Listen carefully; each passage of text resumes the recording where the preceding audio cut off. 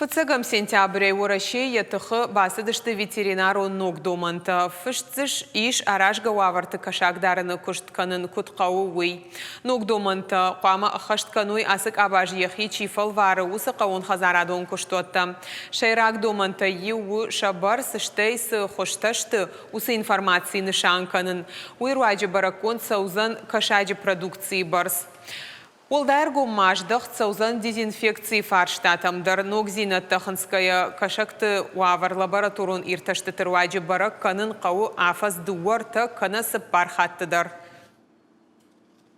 Эти ветеринарные правила, они будут для всех, как физические лица, так и юридические лица, которые занимаются рыбным производством, продажей, разведением. В программе ВГИС «Меркурий» они должны будут регистрироваться. Прежде чем ввести рыбу, они должны проходить карантин в течение 30 дней.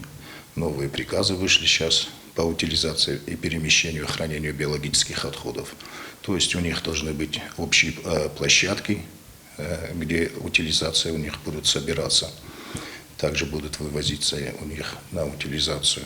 И все это будет указываться в компьютере, вплоть до того, если ветеринарной службе придется выписывать им какой-то сопроводительный документ. Все в этой системе будет ясно видно.